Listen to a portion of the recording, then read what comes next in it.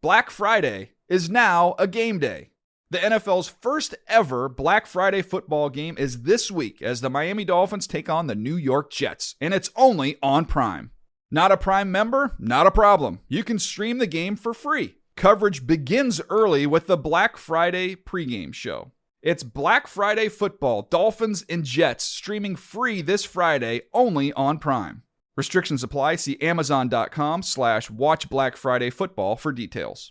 Hey, this is Peter Schrager from the podcast The Season with Peter Schrager, and it is football season, and you can now get almost anything you need for game day delivered with Uber Eats. What do they mean by almost? Can Uber Eats deliver you foam fingers? No. Chicken fingers? Yes. Touchdown dances? No. Buttermilk ranches? Yes. Field goals?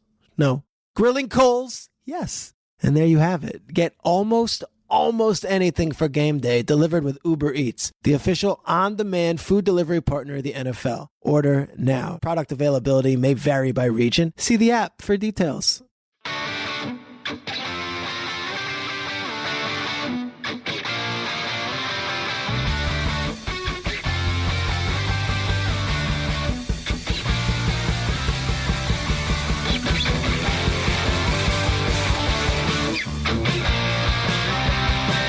Welcome to the Fantasy Footballers Dynasty podcast with Borg, Betz, and a baller.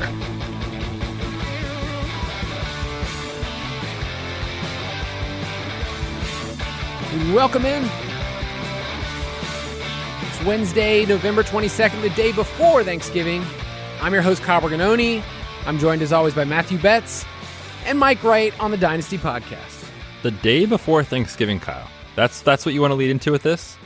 Not maybe... What else would you call it? The most important day in the world when you look at Fantasy Football Podcast. The longest Fantasy Football podcast that exists is out today. Oh, yes. This day, Kyle. But he says, no, it's just the day before Thanksgiving. And a regular Wednesday, it's not. If you will. It's not out today, Matthew Betz. It's out tomorrow. Okay, well, still. Being recorded today. How about that? It's Megalodon Eve. There you go. Well, I just know that I will be a shell of myself. My body will be here at the end of the show, but bags under your eyes. So I'm not even. I'm a worthless man after that show, but it's worth it. It's actually kind of one of my favorite little things every single year, just to test what I've got left. Yeah. So I pull an all-nighter. It's definitely a test your might type of a situation. Yeah, and it's also like, I get it. We have a fun job, people. Like, we can talk about football for a living, but it is an endurance test to say, I'm going to blitz through every single matchup because there's no buys, and to go through all the other segments. So it is a lot, but we also have a really good show here. I feel like this is one of our more creative shows of the year that we're going to do. We're going to have a Dynasty Film Festival. And what I mean by that is we're going to get to reveal a couple of movies, well-received movies. Every single movie we have here is award-winning and critically acclaimed. Sure. And compare it to a certain player. So we'll kind of play along. Hopefully you as a listener can play along with us. Reveal some things that we've seen, grinding the tape. Just looking, hey, this is what happened on film. And we'll talk about some of those. So we are glad you're with us. If you want to get all of our tools, you can go to jointhefoot.com. You can get our Stream Finder, our Strength of Schedules tool that I used in a couple of trades this past week in Dynasty. So go to jointhefoot.com if you want to be a part of that. But I wanted to do a little bit of a check-in because a lot of leagues' trade deadlines have already happened, or this is the final week. For your Dynasty League, boys, how are we doing? And I'll let Mike start first because I know in the main Ballers Dynasty, you are dead. I'm not dead. I'm not dead yet, but lost Joe Burrow on Thursday night, which translates into mostly losing Jamar Chase. I mean, Chase is not gone. Maybe Browning surprises us, and Chase is a very good player, but the high-end version of Jamar Chase is certainly gone. Then Ken Bone Walker went down to a legit oblique injury on Sunday. Who knows when he's going to be back? So it was a painful weekend that was somewhat saved by I won with about 57 points. This is a double flex, single quarterback, half-point scoring league. That's gross. This roster usually scores 115, 120-ish. And the fantasy gods at least gave me something because they took away half my team. They're like, fine, we'll let you get a victory by playing the worst possible team. Like a team that played, I believe, because this is a rebuild team, so they've traded all their running backs. They played Kyle Juszczyk. I think they started Kenyon Drake, technically. Oh, wow. And I beat this team by about 4 points because Alexander Madison outscored KJ Osborne on Monday nights. Hey, a win's a win, right?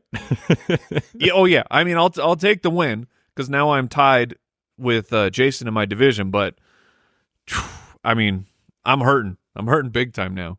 In that same league, Al Borland and I'm a co-manager. We almost somehow lucked into a win on a rebuilding team. We put up 103 thanks to your boy Jordan Love.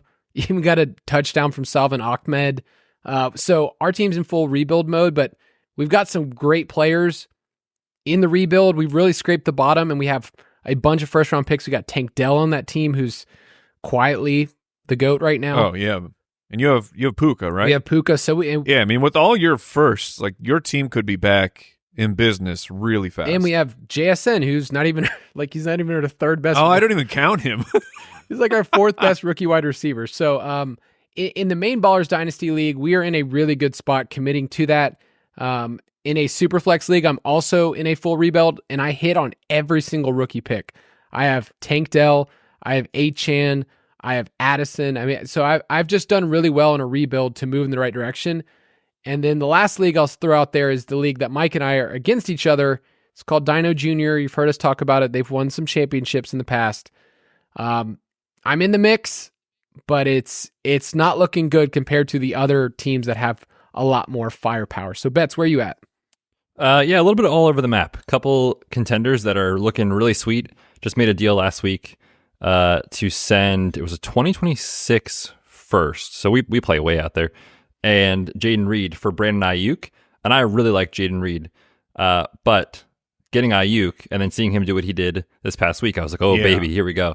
So I'm pretty excited about that one. I've got a couple contenders that are rebuilds, rather, that are just terrible. I mean, you mentioned like trotting out Kyle Juszczyk. I'm out here like, Jerick McKinnon is in the lineup. So that's kind of where we're at because no one wants him. But yeah, kind of all over the map. And this time of year, if you're a rebuilding team, it's actually very awesome to finally get to the trade deadline if your league has one. Understand the work has been done for this year. You have no expectations. You're just chilling, watching the football, enjoying without any stress in your life. It's actually quite relaxing, if I'm being honest. So that's kind of where I'm at in a couple leagues, but a couple contenders too. So a little bit all over the map.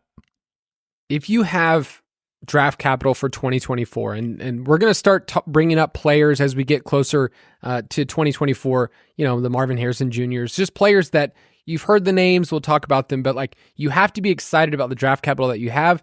And the adage, we bring this up all the time, guys, your draft kit picks only get more valuable from here. Like they're only going to increase in value. Yeah.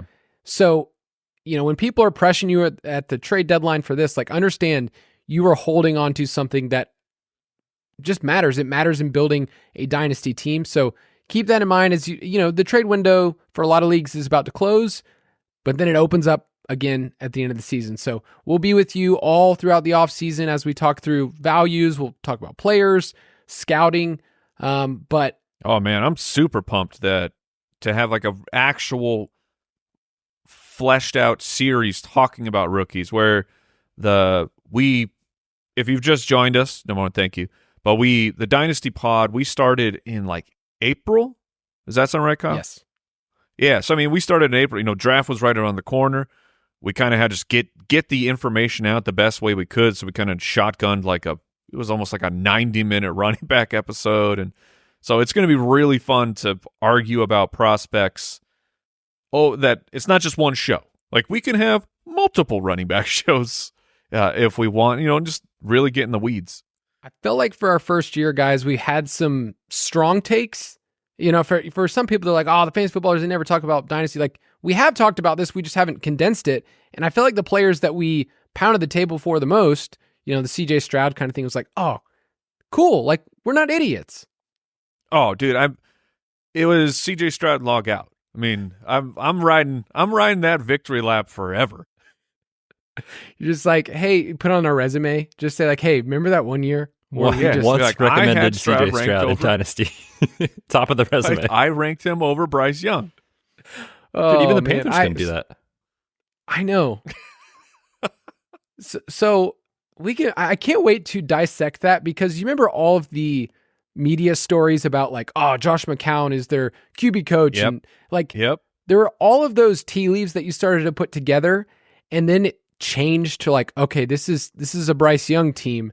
And I just wonder where that shifted. And I know part of that is a public consciousness of what we want to happen, but I mean, there was a direct change in the betting markets and everything else.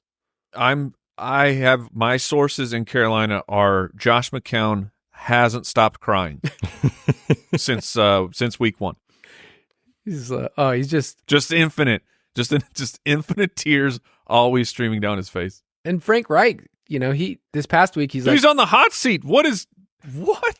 This past week is like, I can't do this anymore. I need to call the plays. I need to make sure that this team is doing something competitive. I mean, I guess they got to win a couple of weeks ago, but against CJ Stroud, by the way, don't forget about that. So fair. But yeah, we'll be with you guys, our Dynasty leagues, as they come into the playoffs. Hopefully, I think it's selfish, but I think my one goal in Dynasty this year is that you guys don't win, Mike and Jason. Like, that's actually the maybe more important than winning. I understand when a team has won 3 of the 4 years in existence for a Dynasty league, it feels pretty bad for everybody else. Don't forget I won that other year. Okay, let's move on. Well, that's the story of my life. No respect. No respect. That's the drop we went with? I wanted to find a movie quote, and I wanted to find a famous one. So I went with Rodney Dangerfield.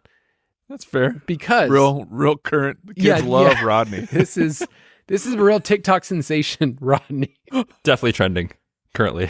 Like 40% of our audience is like, what? Who's that? What? Who are you talking about? No respect. So this is a Dynasty Film Festival. It's what I'm calling it. We're going to put on our, expert lens here of all of us that are, great film critics of acclaimed films that you've watched on TV, but also fantasy football. We'll talk about some players.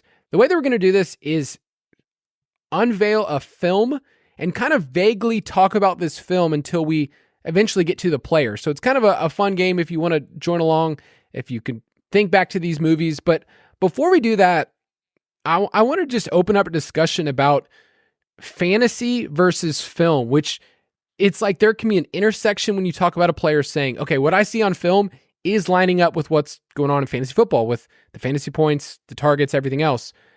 And then there's other times where you're watching something, you're like, this should not work, or this player is, my eyeballs are telling me this player isn't good. So what do you guys think? And I'll let you start, Betz, first. Like, where do you bring film watching into Dynasty football, and how seriously do you take it? I'm not going to sit here and say that I am a film expert or a, You're not a grinder? I'm a grinder, Mike, but I'm not a pro in this. You won't see me on Twitter posting my film takes, but there is something to it. And I think there's something beyond just, watching or looking at a spreadsheet or box scores or what have you with stats. There's an aspect of it that I think is important. And really for me, it's like, does it match what the stats are saying or not? Like Kyle was saying. And if it doesn't, like kind of asking yourself, what's going on here? Is it a coaching scheme issue? Is the player just not able to like separate from the cornerback if it's a wide receiver or a tight end, for example, like those kind of things. So I use it, I would say like 50-50, but combining it, especially with like rookie scouting with prospect profiles, younger guys, prospect profiles in their first year of the NFL, things like that. When you combine the two, I think it makes you a very good Dynasty player. If you only, strictly follow breakout age or strictly follow dominator ring and don't actually watch what's happening, you're missing a piece of the puzzle, I think. So I would say I use it about 50-50. Yeah, we need context with players, and obviously we talk more about this with rookies, because when you're watching film of any player, you're subjective. Like, you're looking at this player saying, either I have a bias coming in, or for rookies, we're always saying like, this player is dominating, and then you look up and you're like, oh, well, they're they're playing in this wacky college conference where they get to throw the ball 60 times a game. Of course, this wide receiver is going to see 15 targets. Like it's different. So we need context. And, for me, I have a hard time when I look at wide receivers because like they're getting separation, but like this coverage is giving them 1,000,000 yards. So it's like, is this a player thing? Is this a scheme thing? There's so many different nuances to watching film where you can say this player did get open or were they schemed open? I don't know which one it is on every single play. So it's valuable, but it's just a piece of the puzzle, and no one's going to be perfect at it. Like even obviously the NFL talent evaluators get this dead wrong all the time. Yeah, the number 2 overall pick from 2 years ago is now on the bench for Tim Boyle, who is not going to solve any problems. No, you're not a Tim Boyle guy? I hate to break it to you Jets fans. I hope I'm wrong. I'm hoping I'm wrong because Garrett Wilson giving me negative fantasy points this week was a real kick in the crotch. His 9 receiving yards didn't do it for you? No, the fumble took it all the way. So my take on film is I like looking for, when I'm looking at rookies, I like looking for traits. Looking for wide receiver separation can be very tough. One, I mean, like, do you have access to the all-22 film? Because a lot of the time, what a wide receiver is doing is not even on the film. It's not on the broadcast part. But I'm looking for, context. I'm looking for some techniques. I'm also really looking for, just like, flow of the game. Of did this person draw a bunch of PI calls that I don't know anyone that collects those. Like it would be a valuable stat, I think, to have, of knowing like what happened to my wide receiver here. He only had 2 catches for 20 yards or whatever. Oh yeah, because he drew 3 huge pass interference calls, and you don't get any points for that, but you still get to know, no, your team is being aggressive and they're going down the field at this wide receiver. So things like that, things call back on penalty that just, they don't show up in a regular box score. You have to really know what you're looking for. But again, I'm with these guys of, I don't call myself a professional quarterback scout. Like there's people out there on YouTube that I think are doing really great work. I just watch and I'm like, no, I know that CJ Stroud's better than Bryce Young. I can tell you that because I know I'm a professional. I think one of the best ways, if you want to, be somebody who's like, hey, I add this to my fantasy football, my dynasty repertoire, is just watch other people describe watching film. Like part of my journey was a long, long time ago. I got to do a little film work for PFF when footballers started. And I just had to pick up on like, I didn't go to school for being a football scout, but I can learn over time and get language about how people like look at the game and how they evaluate it and how, scouts evaluate it. So there are lots of people out there. There's lots of good YouTube channels, but don't just look at the highlights. I think my favorite question to ask when we're looking at film is what is not there. When you get a highlight reel, you're like, oh crap, this person's dominating, but you're not really seeing like other plays or, when we looked at Quentin Johnston last year, we're like, okay, so what's not really there is like nuanced routes. It's like they throw him screens, they give him the yards after the catch, and then you look later on in the season and you're like, what happened to this guy, especially in the national championship game, just like erased from the game plan, right? When those things didn't work. So that's the question I always tell people. It's like, what is not there? Funny enough, I do actually I use highlight films in my study of, because let me see the absolute best that you can put on tape. Right. What that when people think of the best plays for you, what does that look like? And I think that there's a lot of times that people are hyped for on running back prospects, and then I watch watch actual games so you can see what the flow of everything is, but then watching also the cut up of the highlights, and you're like, this person is not who you think he is. And it's helped me. Not everything's perfect, but I think that I get them correct more than I miss. That's all you're trying to do, right? Betz. In this especially. Like Yes. the NFL can't even get it right. So like we just hope we're right. Yep. 52% of the time. Right? Yeah, we're all just nerds. That's what it is. All right, let's take a quick break and we'll reveal our films. Black Friday is now a game day. The NFL's first ever Black Friday football game is this week as the Miami Dolphins take on the New York Jets, and it's only on Prime. Not a Prime member? Not a problem. You can stream the game for free. Coverage begins early with the Black Friday pregame show. It's Black Friday football, Dolphins and Jets, streaming free this Friday only on Prime. Restrictions apply. See Amazon.com/watch Black Friday football for details. It's football season, and now you can get almost anything you need for game day delivered with Uber Eats. What do they mean by almost? Can Uber Eats deliver foam fingers? No. But chicken fingers? Yes. Touchdown dances? No. Buttermilk ranches?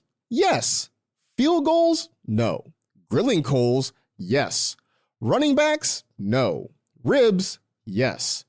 Blitzes? No. Beers? Yes. Defense? No. Deodorant? Yes. Game-clinching turnovers? No, but pastry turnovers, the kind with delicious apple filling? Oh yeah, because that's groceries, and get those delivered with Uber Eats too, along with food from your favorite restaurants and other essentials. And the best part? You can get it all without missing a second of the action on your TV. There you have it. Get almost anything for game day delivered with Uber Eats, official on-demand food delivery partner of the NFL. Order now. Alcohol in select markets. Product availability may vary by region. See app for details.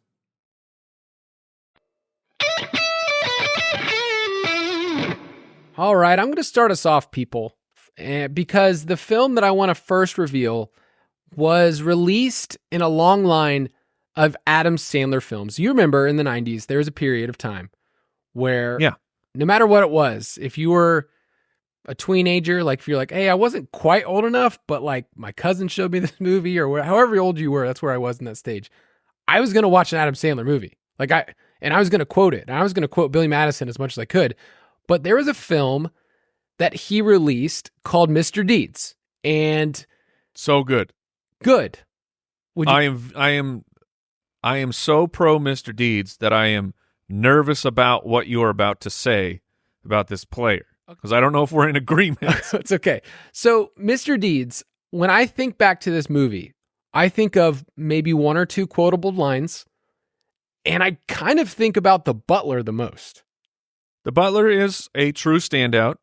Yes, very, very sneaky. What, John Turturro, yes, I believe. John Turturro.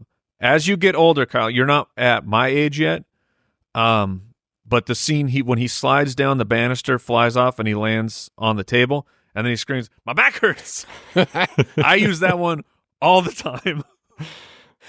So I'll say this about this movie, because Sandler movies are really endearing because they bring us back to a time, this is what I wrote down, where this is what was funny. Stupid. Stupid was what was funny to us. And I liked that. I like that humor. And if you haven't seen the movie, go get it. But basically, he's a small town guy who inherits a ton of money, and he's got to figure it out. It's a remake of a really old movie, apparently. And there's some memorable scenes. It did fine at the box office. Not so great with critic reviews. Okay, so on Rotten Tomatoes, it has a 22%, which is not shocking at all. And I'm using this film to kind of describe that we can look at a certain type of player, especially at the running back position, and if they provide us the same thing over and over again as other running backs, we just assume this is a running back that we can use moving forward. They could even be elite. But of all the Adam Sandler movies, Mr. Deeds started a run of movies that didn't go so well for him. So I see. The running back that I'm bringing up is Rachaad White, people. Because Rachaad White right now, guys, do you know he's the RB7 in fantasy? Yeah, he's had a great fantasy year. He's been really good, and really good for fantasy. And I want to make sure that point's clear, because I'll bring up some film points. But as a rookie, guys, he caught 50 passes, and that was kind of leading us to see that he could have been undervalued. I wrote an article, toot my horn here, that he was one of the most undervalued assets in best ball because he was drafted as like RB28. And looking back, any rookie that catches 50 passes, the next year they end up being a top 24. So he was kind of a value already. And in Dynasty, you were just really happy that you had a player that had opportunities. Right now, guys, he's averaging 18.5 opportunities per game. but just 3.3 yards per carry. And it's been one of those things where if you look up at the box score later on, you're like, is he good? Like, is he good, or did he just fall into the end zone? So before I get any further on some film takes, what do you guys think about Rachaad White and just him as a player? I'll jump in here. I think that Rachaad White is a fantastic pass catcher. As of this recording, we are now at, he's caught 41 of 44 targets. Like, that is absolutely preposterous. I believe he's second to Christian McCaffrey in receiving work. Yeah, Gibbs might be catching up. We'll see about that. So I think he's very good at that. And he does have the ability of availability. Like, we've gone through, a ton of the season, and he's played like workhorse snaps, getting workhorse opportunities, and he's still there. Like, coaches do value that, and so he's got that going for him. Running wise, I'm not sure. I think he's an okay running back, but the point in his favor, the unknown point I should say, is this. We're going on multiple years now of this team and this offensive line being unable to run. So is it really a Rachaad White issue, or is this a Tampa Bay Buccaneers / Todd Bowles and his staff? Is it their problem? I think it might be that. I think that if you take Rachaad White, putting him on like the Lions, whatever. He's not Jahmyr Gibbs. Like, he does not have that electricity. But I think Rachaad White on the Lions would be dominating. Like, he'd be doing fantastic. So I think that he's kind of in this limbo of, he is a good enough player to hold on to a massive workload for the Tampa Bay Buccaneers. But you have to, if you have him in Dynasty, I mean, going into this offseason, holy crap, he's going to be one of those guys that's you're just closing your eyes, you're crossing your fingers, you're crossing your toes, and begging that they don't spend a day 2 pick on a running back. Right. What are your Rachaad White deep thoughts? Yeah, I mean, I mostly echo what Mike said, where I don't think we can answer the question yet. Is it a Rachaad White issue? Is it a Bucs just systemically can't run the ball issue? Because this is exactly what we saw Leonard Fournette last year. Now, granted, Leonard Fournette is at a very different stage of his career, and the decline was somewhat obvious as far as when it was coming. But you look at their efficiency stuff from last year, and those two are basically the exact same. This year, he's still one of the league's least efficient runners. Now, his pass catching has been awesome, and he's been doing that since he's been in college. So, like, that was his calling card. And as long as he has that role, he'll have value in fantasy. These guys that are compilers that just because of the fact that they're on the field so much and they catch the ball and they haven't had an injury yet, that finish as a top 10, top 12 running back, those are usually pretty big red to yellow flag situations for me in Dynasty, where it's like, okay, maybe we've seen the best of it. The efficiency stuff tells us maybe he's not the best player in the world. But if you have him right now, I think you enjoy it. I think that he is, like Mike said, this offseason, a guy that I'm going to be pretty worried about. Just, where does the market value him and where does he go? Because this year it was like, oh, sweet, no one's valuing him. Like Kyle said, he's the RB26 off the board in best ball. So there's no opportunity cost. You take him and you hope he's the guy. Right. This next coming year, if everyone's like, oh, Rachaad White's, he's only entering his third year, he's a top 12 back, I'm going to be out on that. So I think it's just going to be kind of, for me, where the market goes with it. No, it's a good point. So the thing about Rachaad White, just to give you some film numbers, I looked at the last month's worth of games, just watched his snaps. And coming into the league, he's always a fluid pass catcher all the way back to Arizona State, and he transferred junior college before that. But he's tall. He runs kind of tall, like he's 6 foot. And when you have runners like that, they just don't look very elusive. It's funny because he's big enough, he can break tackles. But these are my notes against Buffalo. 0 acceleration.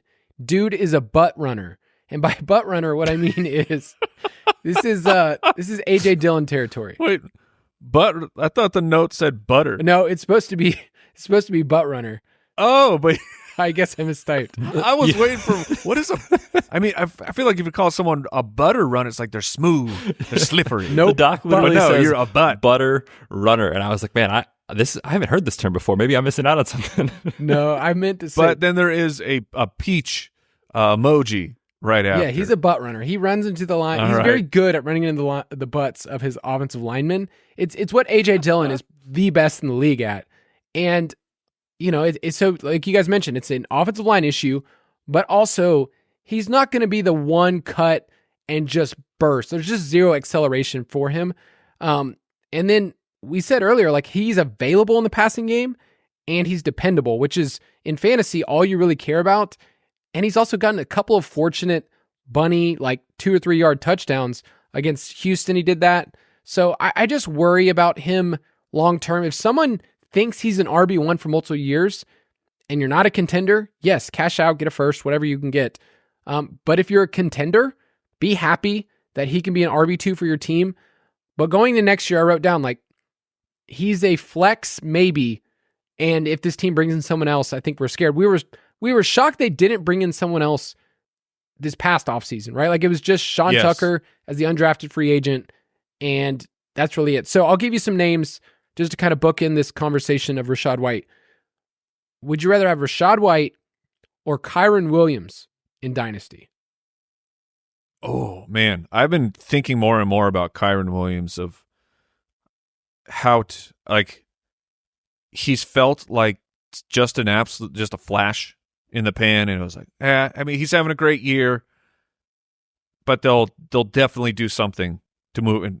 But will they? Like, is there a chance that Kyren Williams is the Rams' go-to guy next year? And I don't know, but I think that I need to personally, I need to at least be open to the idea that it could be Kyren. I mean, he was playing great for them. He was really helping the team, and they seem like a team that learned the lesson the hard way of, this is what happens when you invest super heavy in a running back. With Akers.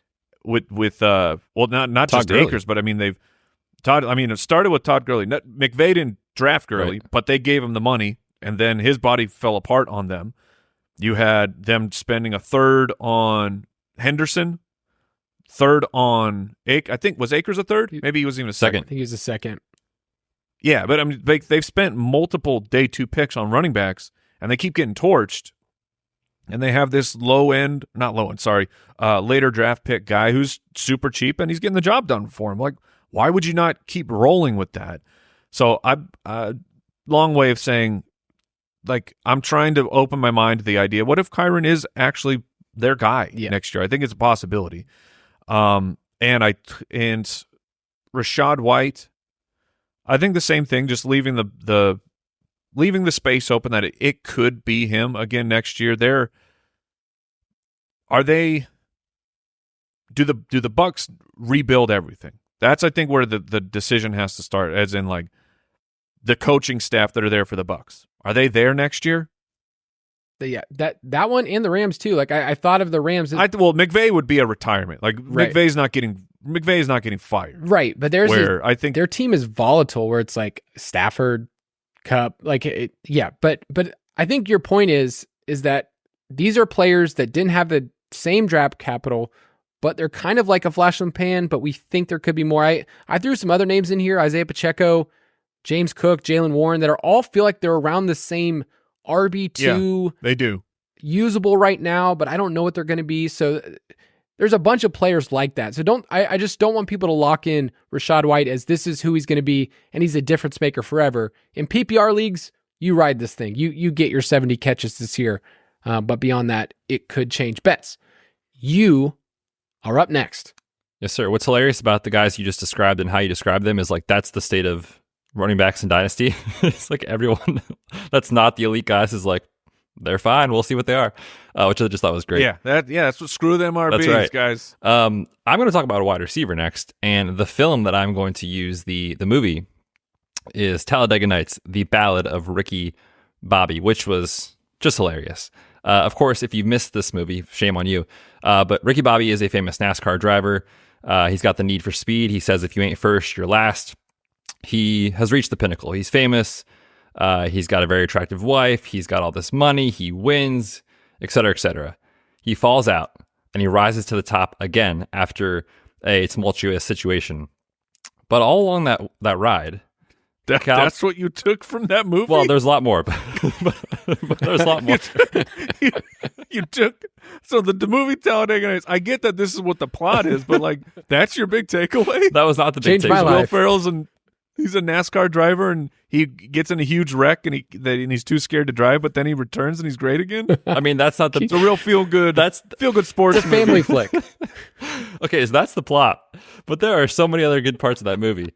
But the plot brings me to a player that, when he was with Mahomes, Tyreek was the mountaintop, right? I know he didn't have a crash, but when he got traded to Miami, everyone was like, that Tyreek's done. That's not Tyreek we used to know. Like, it's never going to go great with Tua. And now Tyreek has risen to the top. However, his teammate, Cal Naughton Jr., a.k.a. his best friend, and the number 2 to Well Ricky done. Bobby Okay. is Jalen Waddle. And that's really where it comes down to for me is you have a guy who could be the number 1. He could be super talented, but is Ricky Bobby How about ever going to let it if happen? you just let me? Can I just win this next race? the quote. I was thinking one time it might be really awesome if like you could slingshot me in for a win. Oh, you actually have it in there. So I'm sorry. I watched the whole. I stole your thunder. I watched the whole clip this morning. It was so good. But basically, Ricky Bobby says, "Well, yeah, but like, if you win this one, then how am I going to get first?" And Kyle's like, you know what? You're right. I'll never bring it up again. And so I'm watching these Dolphins games, and I'm like, man, Mike McDaniel is not scheming the ball to Jalen Waddle. He is not the first read, and when you look at the underlying metrics, it all lines up. But when you watch these plays that happen, like they're so good, the Dolphins are with pre-snap motion. They're among the league leaders in the NFL in terms of how they use it and when they use it, how often they use it. But it's almost always the running backs or Tyreek Hill that are the guys that get in motion and then get up speed quickly and have these easy crossers. Those are not being schemed for Jalen Waddle. And so to me, it just feels like one of these situations where last year he's the wide receiver 7 in fantasy on the back of 8 touchdowns and an outlier 18.1 yards per catch. We're seeing that efficiency come down. The touchdowns aren't there. And now he's a borderline, wide receiver 3, wide receiver 31 currently in fantasy. So he feels like Cal Naughton Jr. to me, shake and bake. I just don't know if we're ever going to see Waddle, as long as Tyreek Hill is there, emerge into what we thought he could be this past year. Yeah. So it's hard because he's still so young. And in dynasty circles, he's still seen as a locked in. But like, would you rather have Jalen Waddle or Devonta Smith, another Cal Naughton? That's the same equation? situation, honestly. I know. Who would you it rather feels have? like. I would probably rather have. No, I was going to use draft capital. They're both top 10 picks. I don't know, man. I think it's a coin flip, honestly. I don't know who I would rather have. I don't know the answer either. I think I lean Smith. I think so. Mike?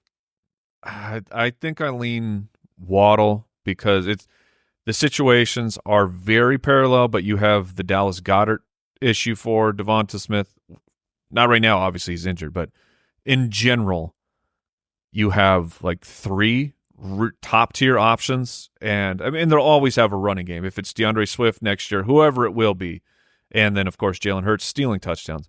Where Miami is like, it's Tyreek, then a tier gap. It's like this is not 1A, 1B. This is not 1 and 2. This is number 1, and then number 3 we have Jalen Waddle, and then you have a running game. Like who else? And is there an up and comer? You're not scared on of the Dolphins Smythe? right now? You're not. No. Look, I am terrified of Smythe because Smythe is everywhere, and he's always stealing our touchdowns for every single team. But there's not a high quality third target unless I'm just completely forgetting You're right.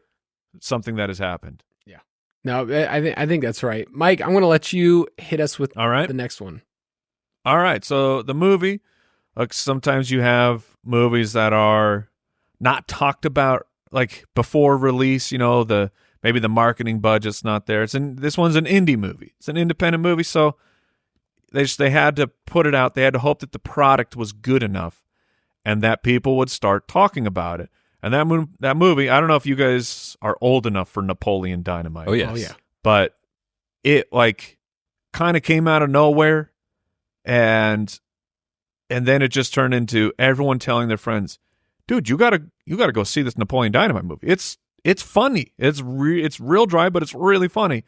And not that Jaden Reed has come out of nowhere, because he's from Michigan State, was drafted in the second round, but all of the other options that were available to us in dynasty drafts. I mean, Jaden Reed, the places I have him, it was well into the second round. Like, I don't know if your guys' experience was the same as mine, but a middle of the second round rookie pick, this is not someone that I am counting on. This is maybe this person will be able to spot start for me every once in a while. But he's looking like he's just like an independent breakout movie where it didn't cost very much to make and your returns are actually very good. He's not gigantic, sub 6 foot, sub 190, but some players have a superpower of getting open, not just on their routes and everything, but knowing football, high football IQ of when a play is starting to break down, that clock in your head goes.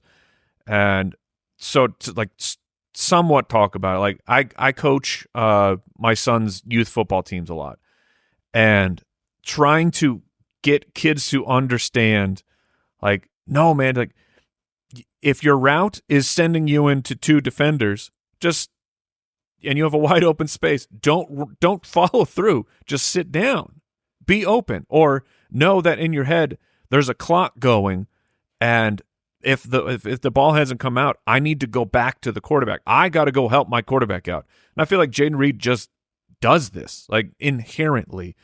And they're using him in multiple ways. We had the huge rushing touchdown. So, I mean, the guy absolutely has speed.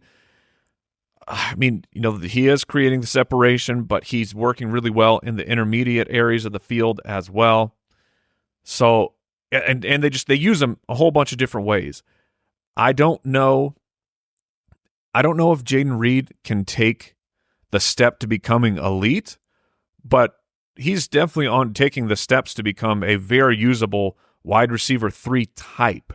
Of course, he's in a Green Bay jersey, so people are going to say Randall Cobb because both smaller, shifty, and Randall Cobb was a Swiss Army knife frequently for the Green Bay Packers, and maybe Jaden Reed's going to be that. And Randall Cobb had a few really burning bright fantasy seasons before his body started to betray him. I don't know if Jaden Reed can get there, but for a wide receiver that you took in the middle of the second to already feel like if you're in a double flex, you can put Jaden Reed out there as a second flex. I mean, that's an incredible return on your pick already. Yeah, he's definitely not boxed in. I thought he would be, here's a slot-only guy. This is all that's going to matter. That usually doesn't translate to year one, but I mean, they're using him all over the field. At Michigan State, he had the kick returning chops that we've seen translates to the NFL just from getting open, creating space. So he's a really fun player because you're getting the screens, but then the last 2 weeks have been these deep touchdowns, against the Steelers, against the Chargers. I watched that entire game and I felt like he was there, like when Jordan Love, when things broke down, like he was the receiver that he was looking towards. So, I mean, last 2 weeks, wide receiver 10, wide receiver 11, that's probably higher than what you're going to get. But like Mike's saying, like, can you flex this guy and can he be a flex type player over the next 2 to 3 years? I mean, that's way more than what we thought he was going to be. I think. Yeah. And sorry, Betz, just real quick. Make sure that you all look. This is not Jaden Reed, but look on your waiver wire for some Green Bay Packers because there's a couple of sneaky guys of note that in the recent weeks I have just thrown them onto my bench, and I don't know, maybe things to look for, but Dontavian Wicks should be on all dynasty rosters right now, and then Emmanuel Wilson, who unfortunately he got hurt on Sunday, but as of right now, the depth chart for the Green Bay Packers is Aaron Jones, A.J. Dillon, and Emmanuel Wilson. And Aaron Jones, we don't know the extent of the injury just yet, but he might miss a good amount of time. And Also, just this is the time of year. So this is not what we plan on talking about, but you got to give the note right now. Start looking at your Dynasty waiver wire and finding rookies or running back rooms that just grab their third guy. You should be doing that right now, and it's a low probability hit, but like next year, do the Packers keep Aaron Jones around? A.J. Dillon's a free agent. What do they do? You know, like in Emmanuel Wilson, maybe he gets in and plays some meaningful snaps, earns a role next year. So look out for those guys. But anyways, Matthew, Jayden Reed, back on top. Yeah, that's actually a really good point. I'm glad you brought that up. But yeah, back to Jayden Reed. You checking your wire right now? I currently was as you were talking. Turns out he is available in one of my leagues, so I'm scooping him up. Yeah, with Jayden Reed, there's also something to be said too about just when you have a rookie that flashes even a little, you want to just, I think, be proactive and say to yourself, this guy is going to have a role in the NFL for at least the next 2-3 years. Like there's some guys that come out in the rookie season, they never really do it. And I hate to bring this up because we always use him as the example, but like was it Sky when Moore? Sky Moore had his rookie year, everyone was like, yeah, man, it's going to happen in year 2. And like there was no signs of progress development over the course of the first season. With Jayden Reed, you are seeing them Terrace Marshall. Actively use him in certain ways and get the ball into his hands on purpose. Like the coaching staff likes him. He has shown it already. He's young. So even though I traded him away, like I said in that Ayuk deal, that was more of a contender. I want to be aggressive in going out and getting Jayden Reed because no, you may not have a wide receiver 1 in your hands, but I feel like for the next couple of years, you might have a flex option. And in Dynasty, that is super valuable. So I really like Jayden Reed. Yeah, let's say he carves out a career that's Tyler Boyd-esque. That is a player that you could start on a given week. We're never saying Tyler Boyd's going to profile. It'd be the one, but he did get a contract extension. He's had spurts where he can command targets. Like that's the kind of player. Now Reed has way more burst than Tyler Boyd, but you know, you're looking at a player that can be usable for multiple years, and he's one of those guys. Let's take one more break and we'll be right back.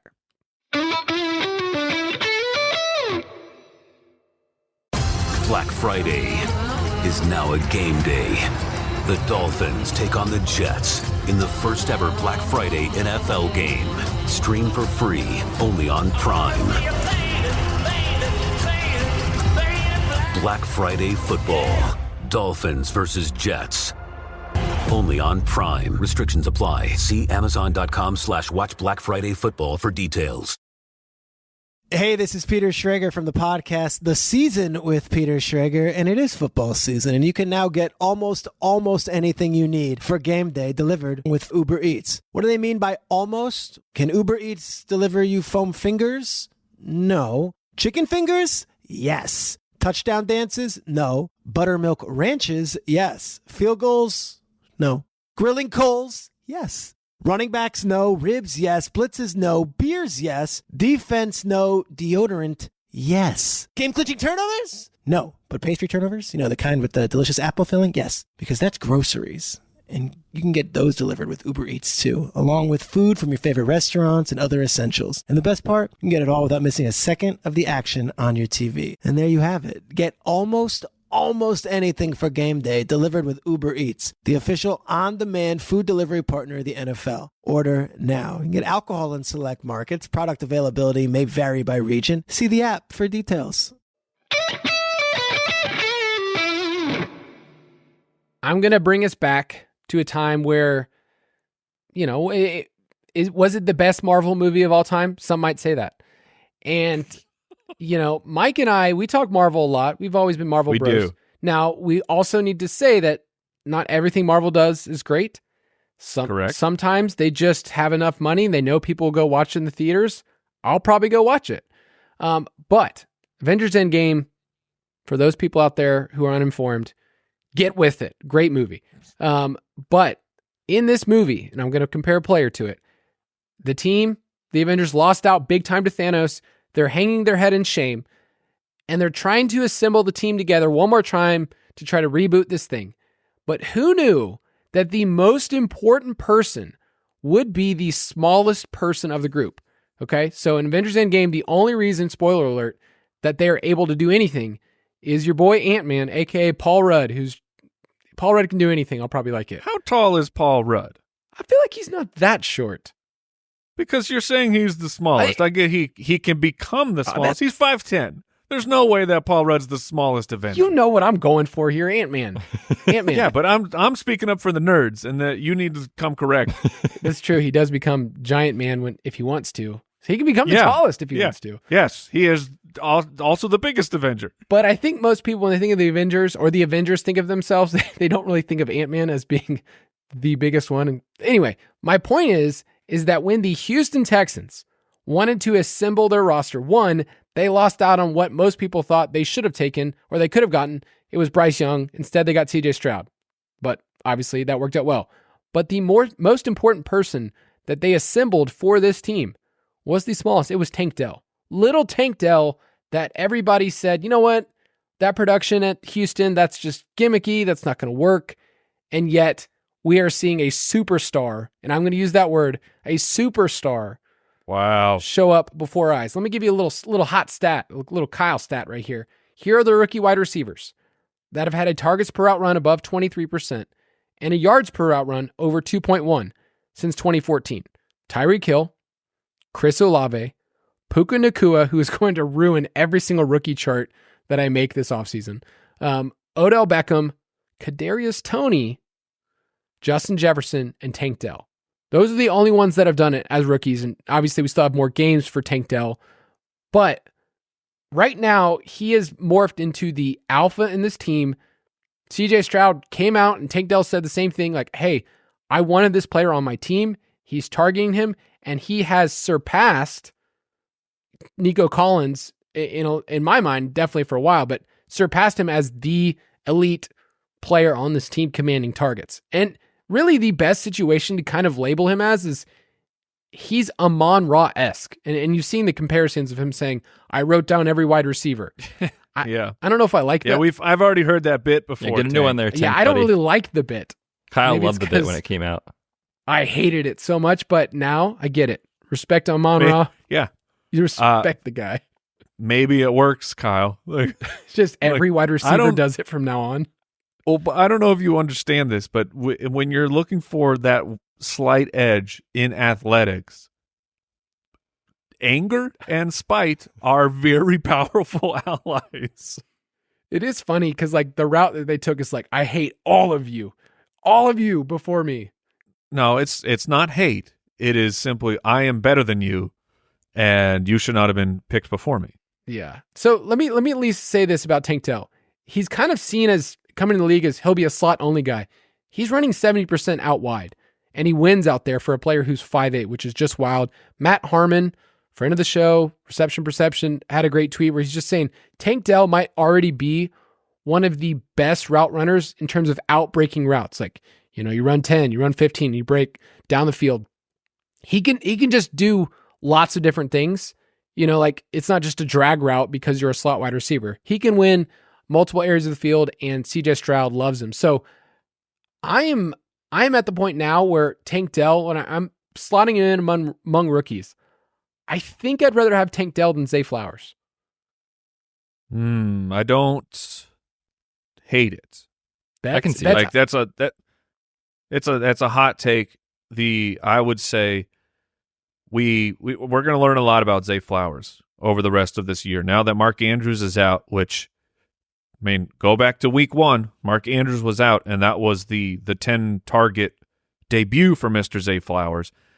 I'm very curious what the Ravens are going to do because Beckham just keeps coming through with huge plays, but they're only playing him with like 30 to 40% of the snaps. I'm curious if that skyrockets, and also curious, does Zay Flowers now become the focal point of the offense again? But that's a question. Meanwhile, Tank Dell over here, I guess it is still fair to have the question because have we ever seen the Houston Texans wide receiver room all together at the exact same time? Not really. They seem to be down at least one person every single week. Yeah. Last week it was Noah Brown. A couple weeks ago it was Nico Collins. So it's kind of one of those things that's like, obviously the underlying metrics are incredible. Would they still be as good if across the whole season if all their guys were healthy? That's a question that I'm not sure. I think we'll find out right over the next month and a half or so. Betz, I want to bring this back up. We did a rookie draft redo with Jason during week 8, and you took Tank Dell at the 108, which at the time felt like a hot take. Now I feel like it's too low. That's a cold take. Yeah. Betz, you were so wrong. I was the highest. I was highest among all the ballers on him. Come on, Kyle. I know you did pretty good. So I'm just going to give a couple of those rookie wide receivers, and then we can move on to our next name. So I personally would take Tank Dell over Zay Flowers. Betz?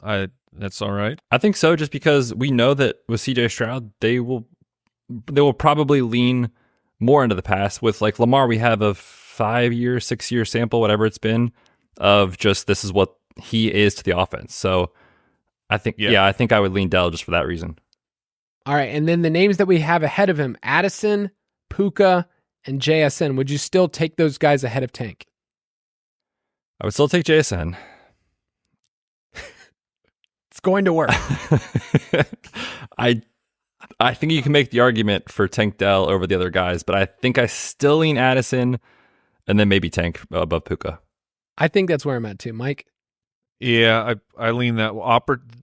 The opportunity of the situation is glaring, though. Like for Jordan Addison, who's throwing Jordan Addison the ball next year? Because it is, as of right now, it's not Kirk Cousins, contractually speaking. Do they bring him back? When is he healthy to go? I mean, there are so many unknowns, and you can say the same thing for Puka. Of like, I was surprised that Matthew Stafford didn't retire this year, and are we going to be doing that exact same thing next year? I do not know. But Tank Dell being locked in with a rookie quarterback who they are already letting him just bomb it out. Like I feel like Mike McCarthy, despite Dak's recent success, Mike McCarthy's watching like CJ Stroud in these 300-yard games, and he's just feels so bad for the defense of like how tired is this defense that CJ Stroud keeps scoring so much and so quickly. It's not good for your football team. But the fact that you have a coach who is all about that life is, I mean, it's a breath of fresh air. Because Ryans could have came in and defensive, I'm high T, I'm full Dan Campbell, and just kept running Pierce and Singletary into the ground. But they haven't. Like, they've done an incredible job. Tank Dell is one of those players that you probably took the end of the second round, maybe in the third, depending on your league.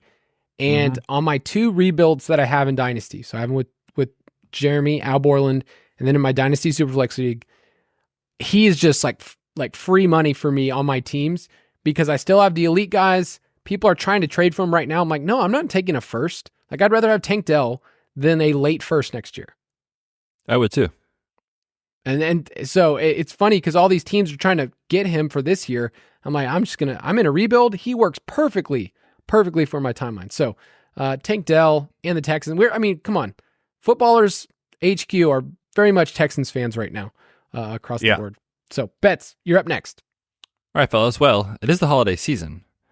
And so I figured I'd throw a Christmas movie here in our little discussion, which is my favorite Christmas movie of all time. It is National Lampoon's Christmas Vacation, which was... We're going to have some problems here. You don't like that movie?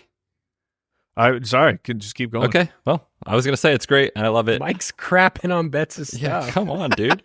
The 1989 film with Chevy Chase, where he is Clark Griswold, a true family man who is hosting his parents, his in-laws, big family for Christmas. And it's obviously a comedy of errors and things go wrong despite all of his efforts. There's chaos.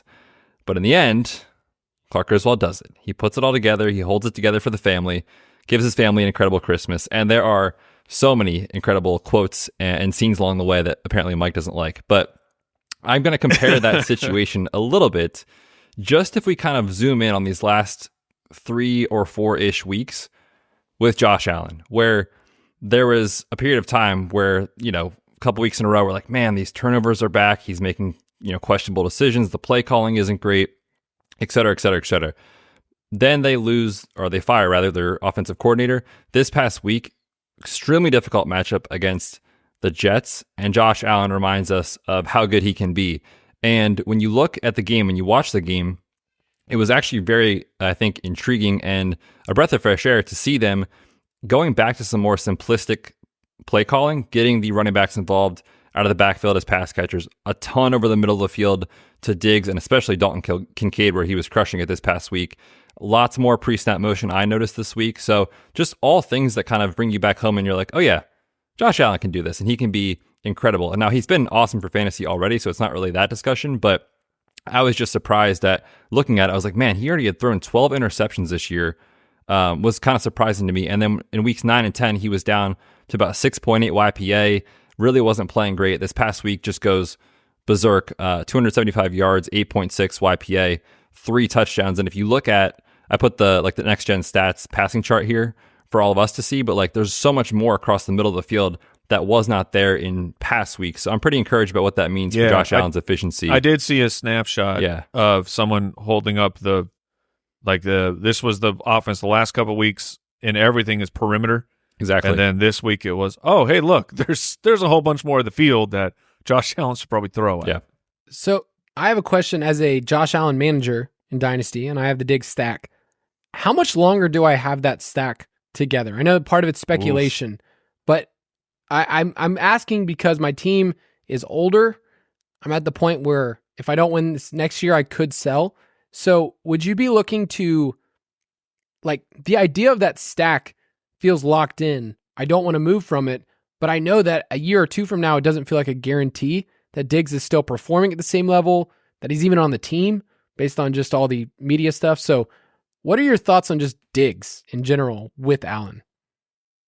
I think as far as the availability, like of him being in Buffalo, unless, I mean, we've had some rumblings already, but like unless something happens, he is there through 2027. And for them to move on after 2024, it's over a 22 million dead cap.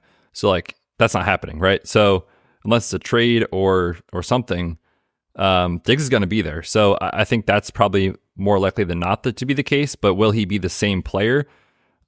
I think probably not. I mean, he's already 30 years old or entering his about to be 30. And we tend to see like over the next 2 years or so, that's really when things start to decline. So I think you do have a window where if you are not a contender and you want to capitalize and max value, this is the time to do it. I wonder if I can get, I want something closer to 2 firsts, but I feel like 2 firsts is a lot to ask for. Mm-hmm. But that's the kind of price to break up a stack that I want. So anyway, what about Tank Dell in a first? I think I do Tank Dell in a first. Okay. Whew. Man, you got Tank Dell fever. Let's go for it. Kyle just watched Mike, this past game. Well, yeah, I saw that he was in the NFL. He scored points on my DFS lineup, and so I like him now, right? Of course, that's how it works. So this last one is more of an idea.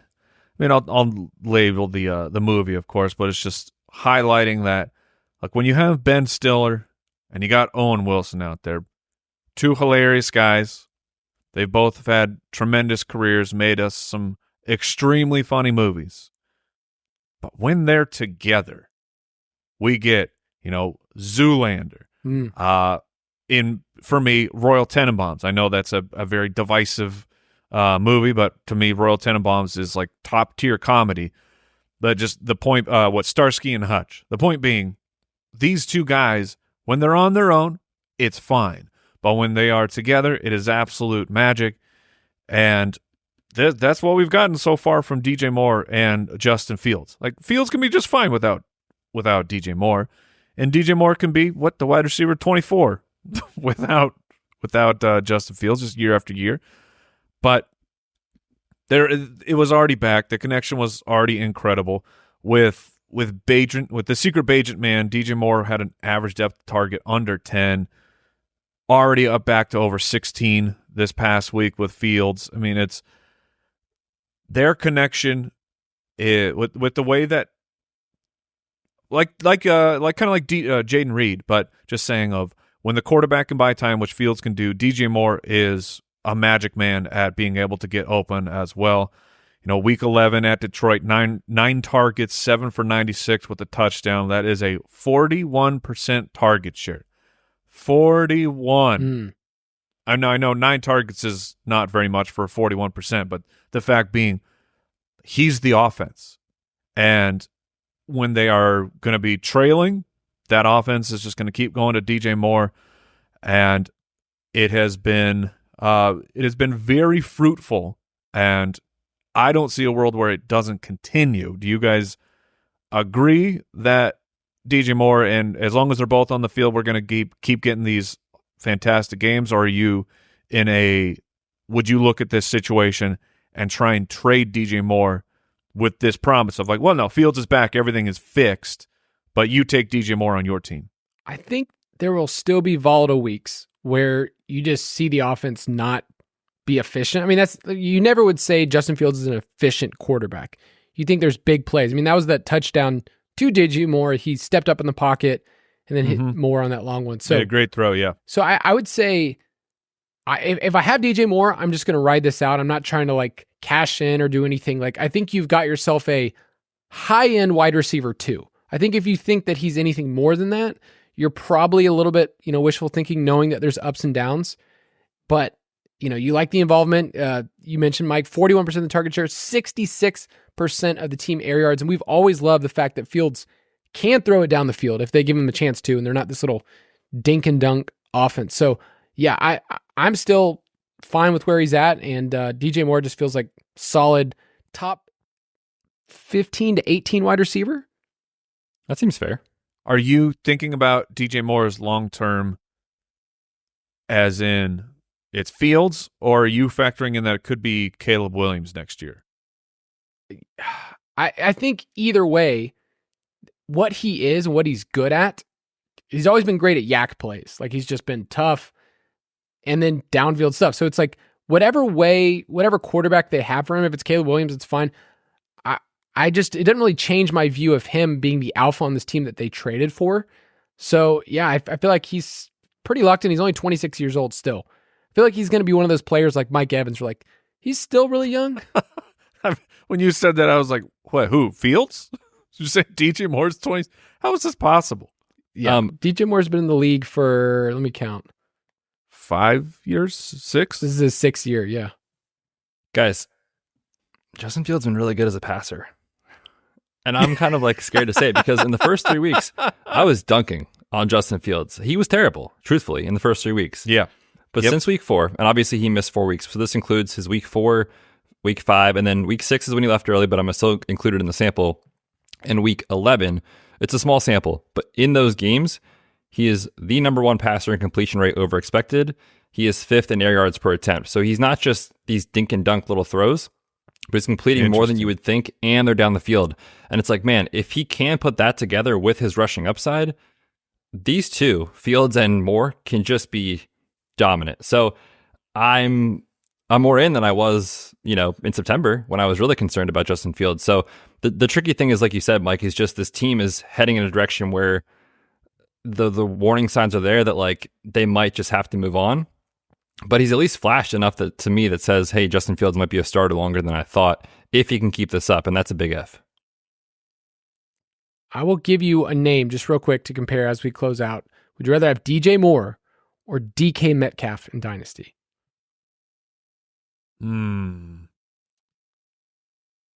gonna take DJ Moore. I will go Mr. DJ Moore, Mike. You used to be the man. I know. I think I'll go DJ Moore. Wow. I think I will too. And probably it's DK Metcalf being on the injury report, what it feels like the entire year this year, is ringing in the back of my mind. But yeah, it's interesting how we can see players shift in the middle of a season, and you see this combination. So hopefully they stick with it, but they have every right to trade Justin Fields or go a different direction with their draft capital. Where are you guys at right now? The odds that Chicago holds the number 1 pick and they take a quarterback? I mean, if they have I think they're taking him. They have 1 and 4 right now.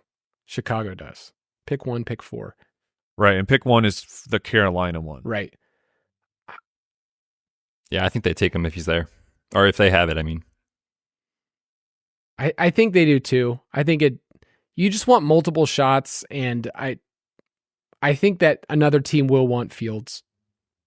So it's kind of stinks because I think we're seeing a fun fantasy player, but I know that's different than actual NFL. Yeah. So, but I mean, Fields didn't blow a 12-point lead with a few minutes left. Eberflus did? I mean, yeah. Is he their coach next year? Yes. I don't know, man.